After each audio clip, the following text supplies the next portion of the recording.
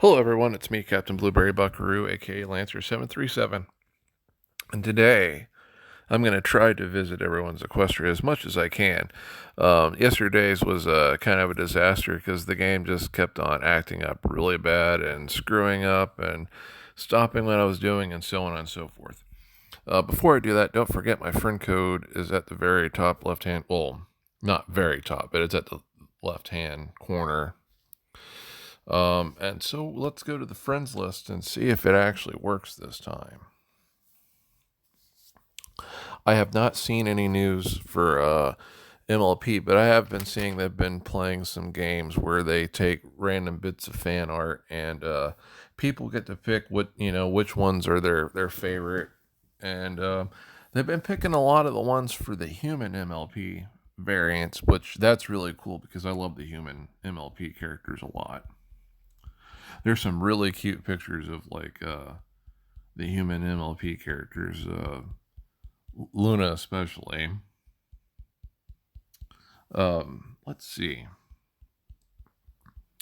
Not actually. There's not very much else. Oh, Final Fantasy VII the remake just came out, and that is really awesome. I guess the Luna stuff made me think of that because there is some fan art with the human Princess Luna dressed as Tifa Lockhart.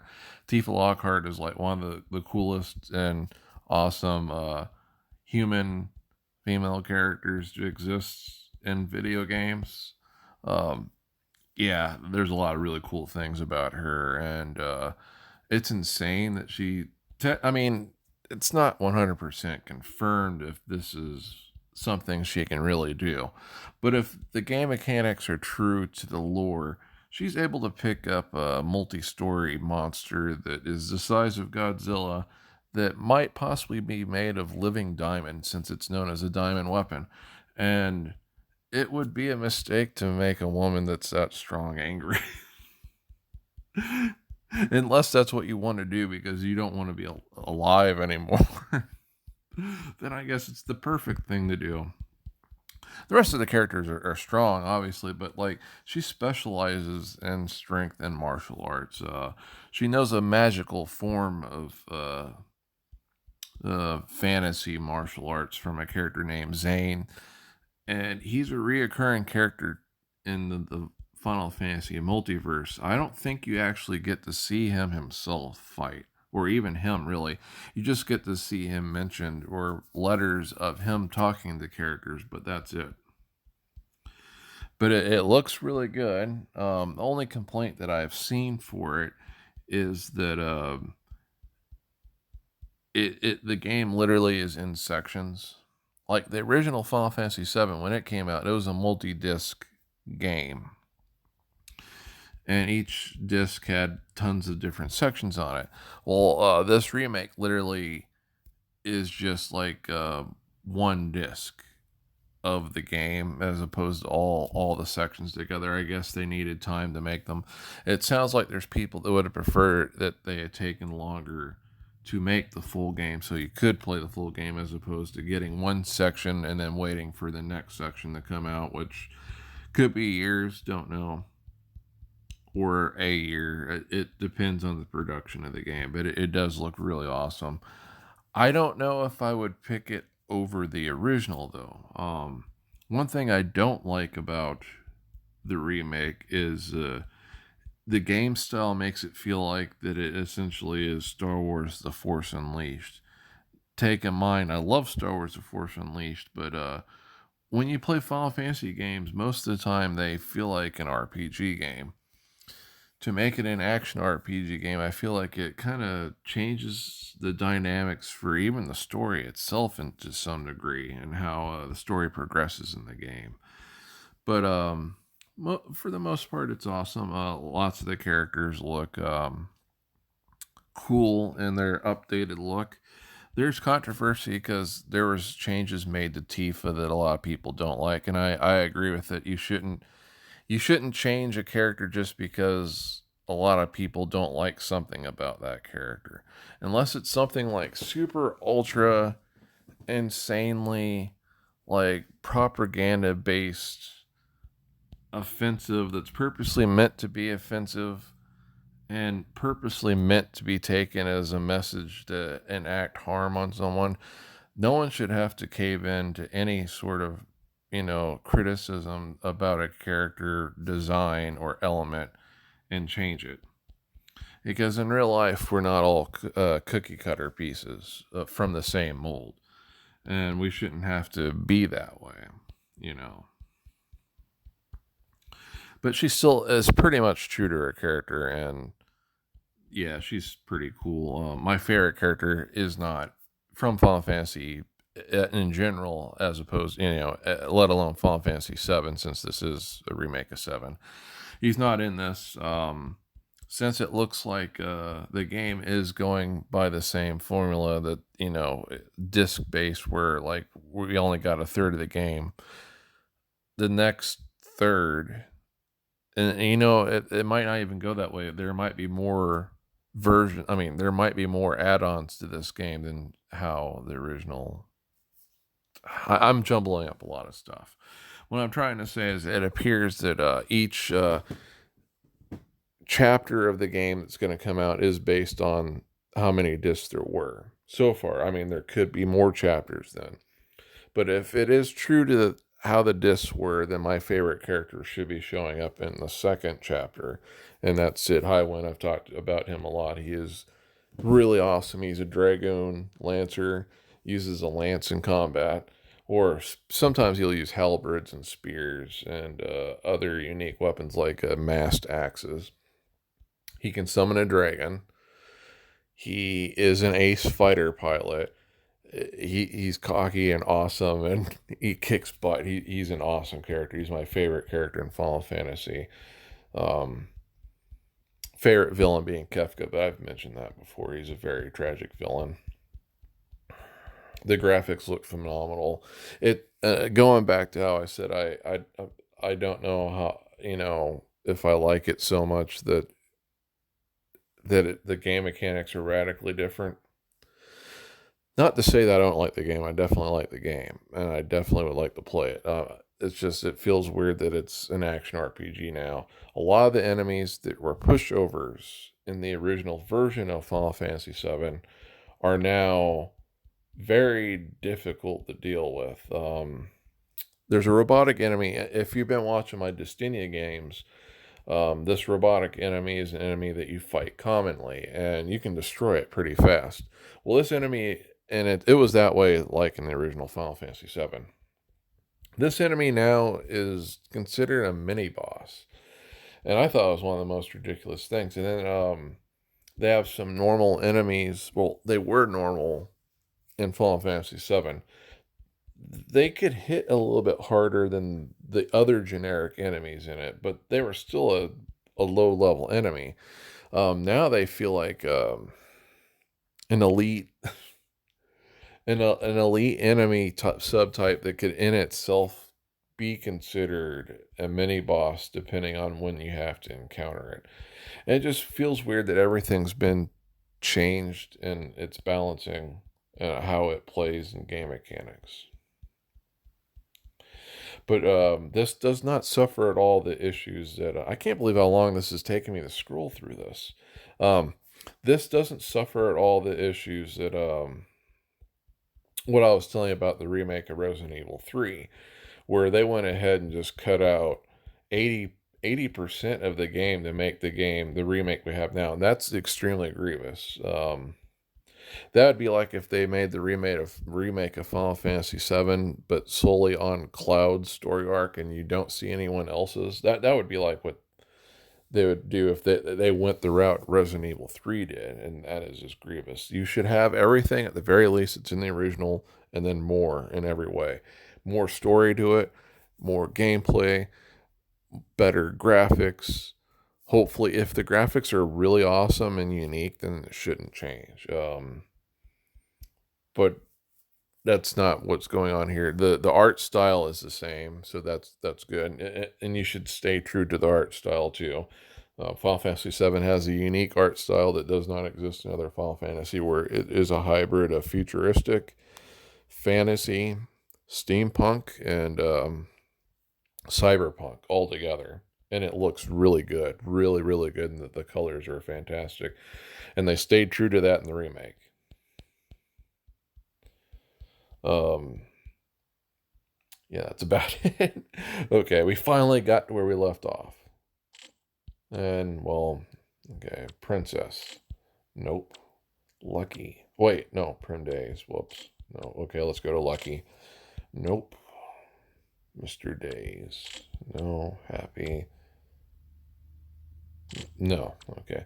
This is a long street we haven't ran into yet. Okay. Ruby Knight. That's a very cool name, but no.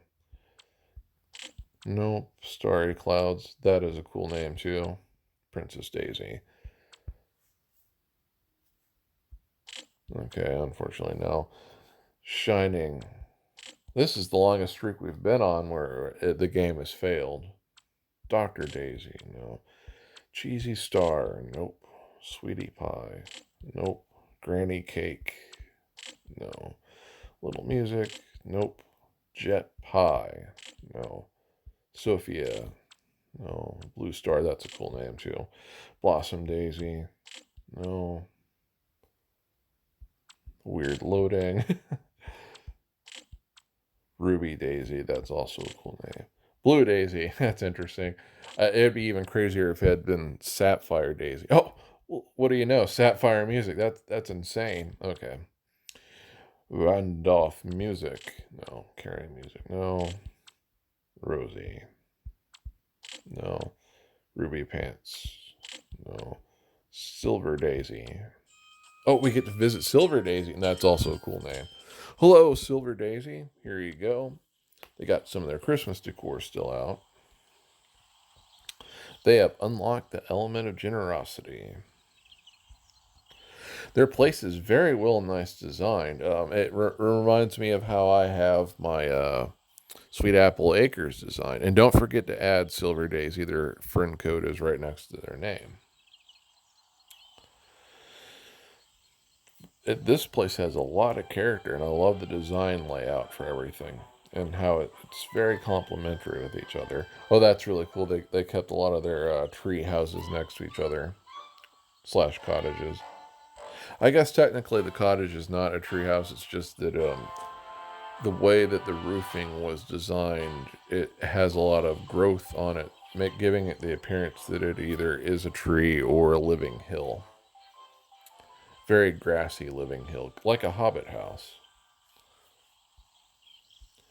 Happiest tree ever. Unlocked. Okay. So, my favorite part actually is the section right here, what's on the screen. I love how complimentary all the trees, the miniature parks are, and the houses around it. It looks very snippy. I mean, spiffy, not snippy. It looks very spiffy. So, anyway, Silver Daisy, I hope you have a good day and a good Easter. I might have to change the video to Easter. The Easter edition. Here we go. So, going back to what I was saying about Final Fantasy VII, yeah, it just looks very good. Another thing, and it goes back to what I was saying, what needs to happen when you have a remake. There are a lot of new sections added to this game. Huh. Okay, well, guess I'll gift everyone now. A lot of new sections have been added to the game, so there's a lot more to explore, and it's going to be awesome. I can't wait to go to Aerith's church. I want to see what they did in the church, because if you've ever played Final Fantasy VII, you first kind of meet her in a church. As a viewer, you don't. She's the first main character you see in the whole game. But when as Cloud, when you're playing as Cloud, the first time you actually get to interact with her is in a church. And a lot of people didn't know what kind of church it was. That wasn't until I was looking around, and I mean like many years later. It was like pretty recently. Um, I was looking around in the church, and I noticed that in the background was a different kind of cross. And I thought maybe that the Japanese, when they made it, they're like, they wanted this to be a Christian church, but maybe they felt like the cross would offend people, so they made it a unique cross. Well, that's not the case. The Catholics themselves, let alone other Christians, they have many different crosses with different meanings in it. And I was looking through a directory of different crosses, and lo and behold, the cross that they have is one of the earliest ever Christian churches. Sorry, crosses. And it's using Greek alphabet to make this cross. The P and the X in the Greek alphabet represent, they're supposed to mean Jesus Christ. So you're seeing an actual cross with Greek letters that says Jesus Christ. Because when you look at this, it looks like a cross that is also an X with the top part with a little letter P top on it. And what's even more interesting, one of the shots in the game has a little symbol above it. And this symbol, it's not as clear cut as, discerning that that's this kind of cross I just told you. Um, there's a little symbol above it that makes it not only look like it's the Greek version, the very earliest version of the cross that represents, that's made out of the Greek letters, making it, spell Jesus Christ. There's a symbol on it that makes it appear to look like it's the first Roman emperor that became a Catholic, that started to help bring about the Catholic part of the religion. He had a very specific cross, and it looked a lot like that, but it had like a circle above it. And there's a scene where it looks like that as well, and I thought that was extremely interesting. I'm wondering if they kept that in the remake. Um, Aerith is also a pretty cool character. There's a lot of, just about every single character in Final Fantasy VII, especially, are really cool, or have a cool attribute to them. Normally, believe it or not, despite being a brony, um, I technically don't think I just like any animal character in any other series. I tend to not actually. I'm very picky about what I like, and since that should be a good indicator that MLP is something to take note of interest, because I, being someone that's snooty, that criticizes everything I look at because I'm very picky about stuff that I do like, gave MLP a chance and said, you know what, this is an awesome series. I want to learn more about this series. I want to watch this series. I love these characters. Um, I usually don't actually care much for animal characters. Well, there's a character in Final Fantasy VII.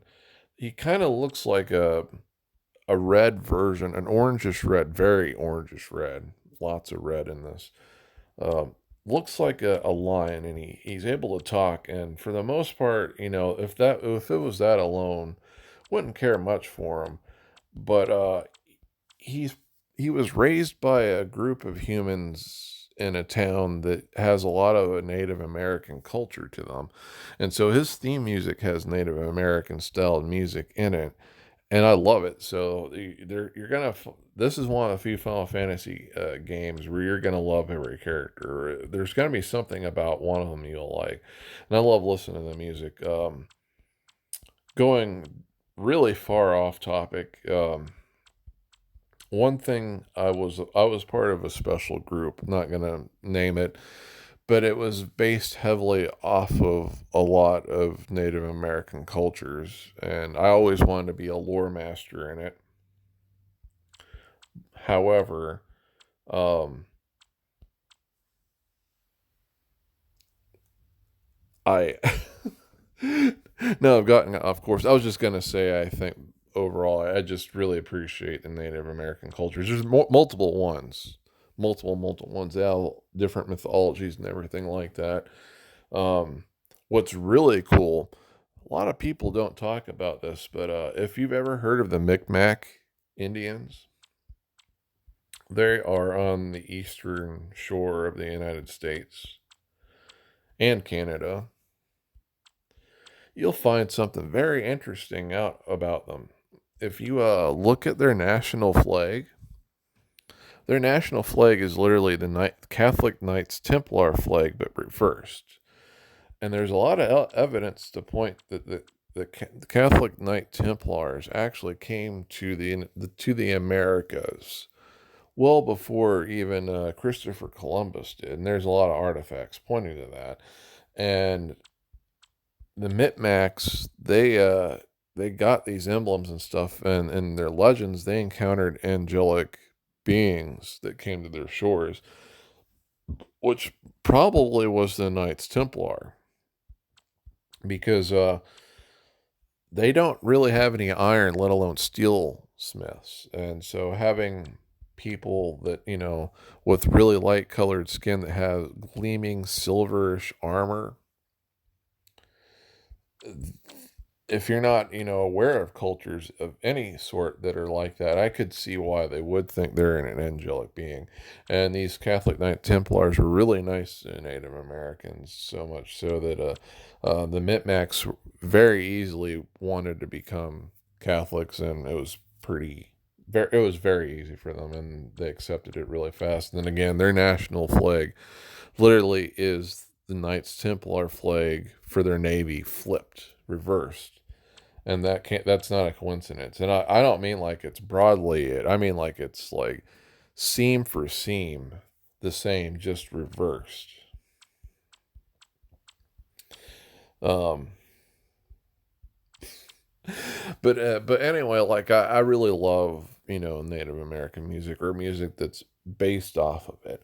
And this character, his name's Red 13. He has an actual name. It's just for most of the part when you're playing the game, that's what he's known as through most of it is Red 13 because he was being experimented on, and he was literally the 13th um, test subject in this evil corporation's basement where they do scientific research on monsters and stuff.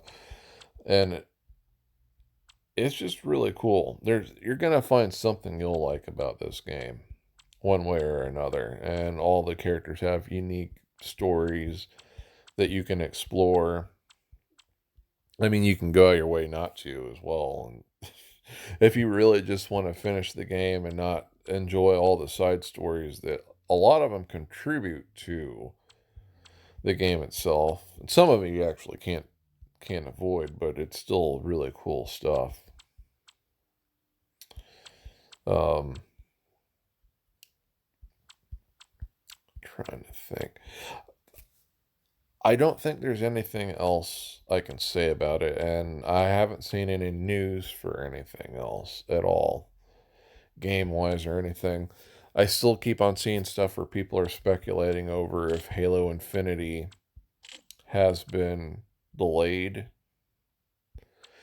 I'm assuming that a lot of things are going to be delayed, whether it's speculation or not, including the season 10 MLP comic book series. I'm pretty sure that's probably delayed.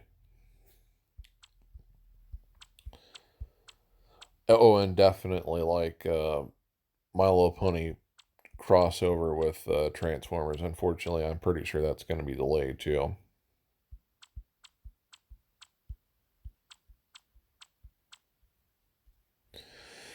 Um,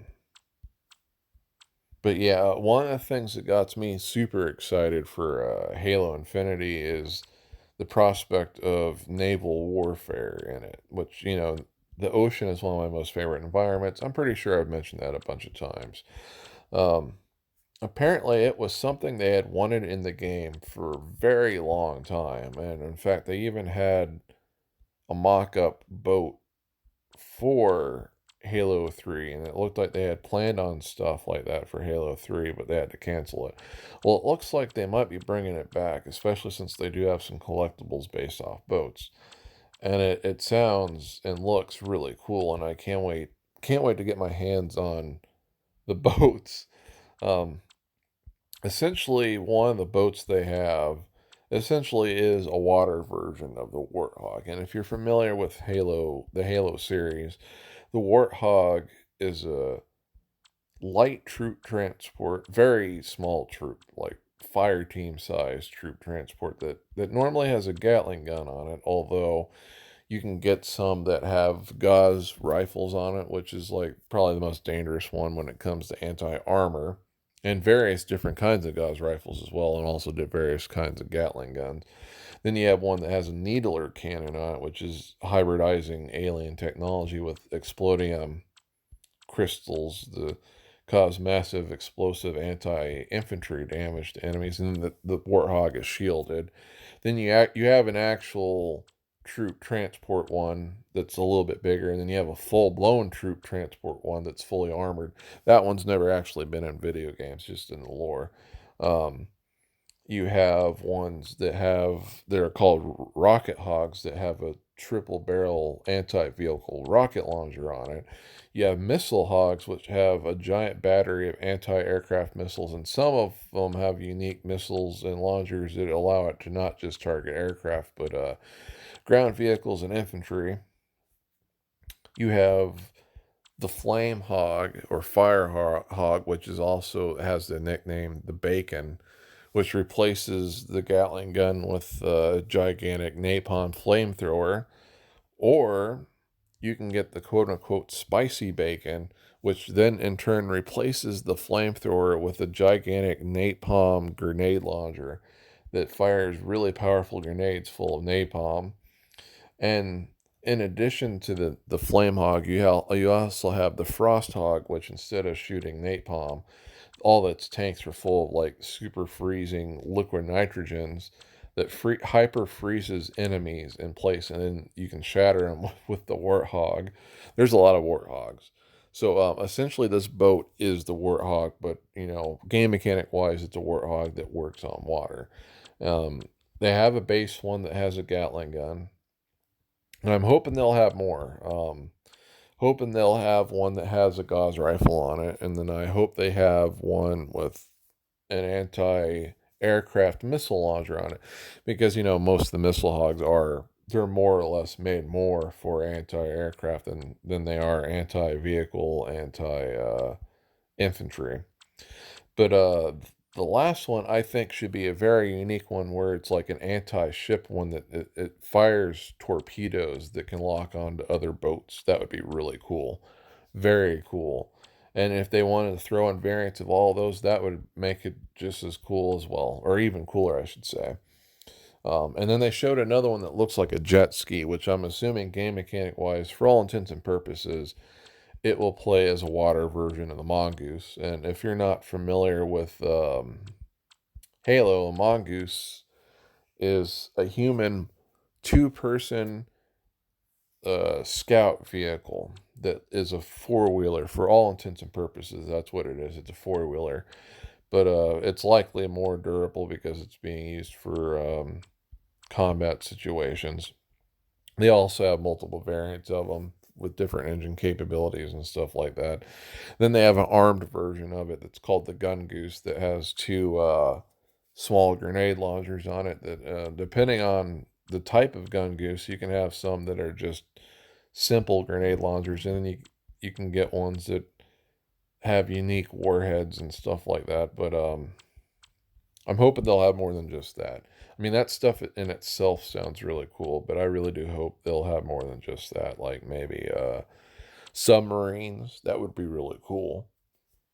Um, the game mechanics would probably be very similar to a water version of like a Hornet or Phaeton. And then I'd also hope they'll have destroyers and cruisers and aircraft carriers and battleships. Um, some of those would probably take cues from the Scorpion tank, but the rest of them would probably be like a Scorpion tank plus with all these unique weaponry. I could be going overboard, but I really would love to see stuff like that. That would be so cool. Um, and all that being said, I know this is an MLP game. I'm barely talking about MLP in it. But well, it kind of works because a lot of the MLP fandom loves Halo, and they have people that make Halo armor, but then go one step further and then ponify it which is really cool. Um, I think I mentioned this before, but right at this moment, they do have some people that have Rainbow Dash Mark 6 Generation 2 Scout Armor. Then they have a Twilight one. I think it might be the generic Mark 6 though. It's not a specialty Mark 6. And I'm pretty sure they have a Fluttershy one, but I forget which one that is. I want to say that one's the close quarters Mark 6 Generation 2 armor. And man, I have some funny stories to tell you. My abbreviation in Halo 5 is Luna. And I used the Spartan laser armor for it. So it'd be really cool if someday someone made a Princess Luna Halo armor and it actually ended up being the Spartan laser armor. That would work well. Also, it'd work for Generation 7. Um, but besides running into a lot of other people that use Luna, I've run into people that also love using Rainbow Dash. And I've run into some crazy scenarios where there was a free for all. We were in free for all in Halo 5, and we were in a very asymmetrical level. And here comes someone that, their character's Rainbow Dash. I mean, the abbreviation's Rainbow Dash. They're not literally Rainbow Dash, but they might as well be. They got the sword, and they're murdering all of us. It's like, gosh dang you, Rainbow Dash. How dare you ruin this game? Why are you trolling everyone? And it's like, 10 seconds flat, everyone's exterminated. It's like, you jerk. No, I want to win. Of course, nothing can go right, of course. I might actually have I might have won first place actually in that match. But it wasn't like, that was happening nonstop. Like it was a given that was going to win. They were doing an incredibly amazing job. And it was just like everyone turns the corner and then there's Rainbow Dash with the sword and she, murders everyone.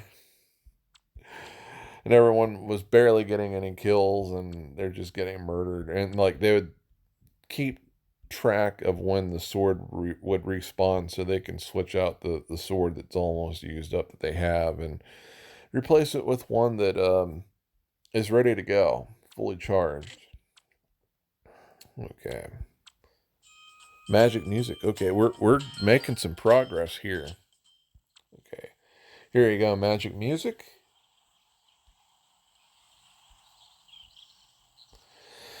And it looks like they're getting pretty close to getting the element of magic by, saving up enough gold coins to finally remove Nightmare Moon's darkness right by it. They have activated the element of rarity. Excuse me. Looks like they need to make their way towards loyalty, and they have activated honesty and laughter. They probably don't have enough shards for kindness unless they're saving them up for something else. So this is a very decent place, organized very well. I'm assuming they have all the tiles there just to prevent things from growing back, and they have kept some stuff to add detail and character to the place, and it looks nice that way. Very good choice to keep your rocks. So, if I were to pick a favorite spot here at Magic Music,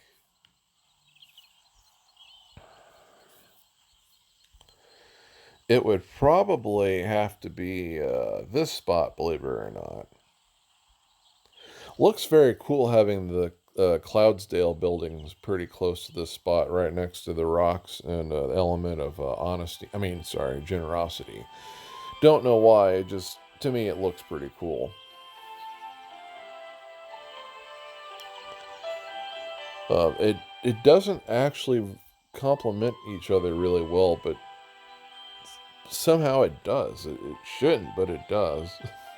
Because the rocks and the clouds they're very close to each other in color palette when you look at the color theory wheel. But it still looks very nice. Yeah. Anyway, magic music. I wish you lots of good luck, and hope you're staying safe and you have a good Easter.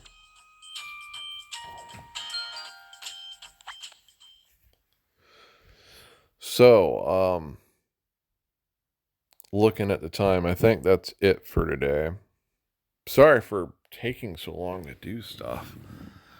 I'm gonna do reading from the Little Black Book and gonna call it quits for today. So, today is Monday, April 6th, 2020, of the Holy Week. Silver in the Bible.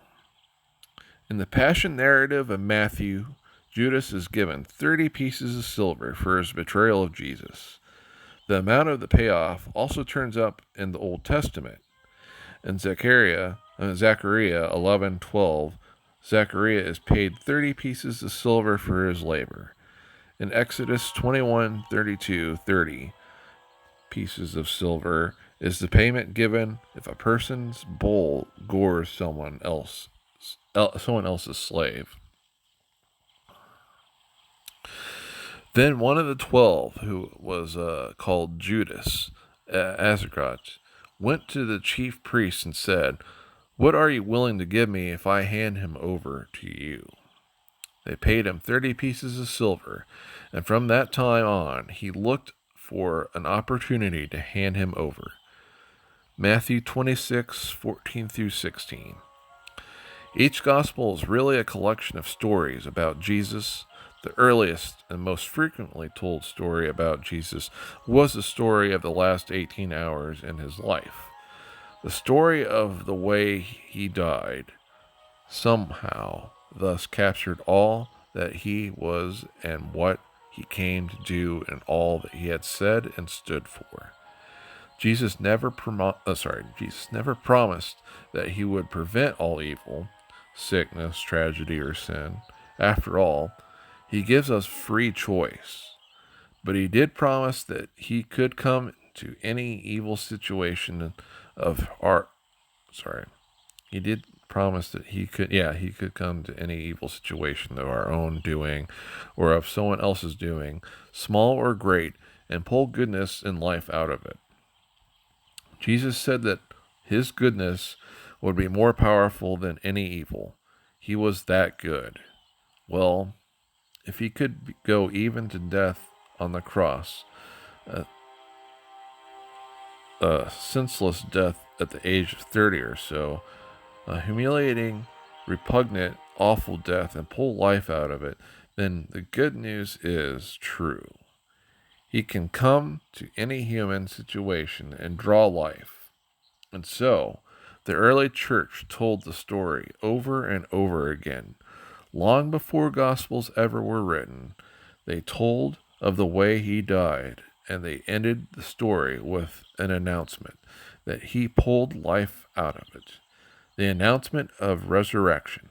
Great story and all true. And that is today's reading of the Black Book.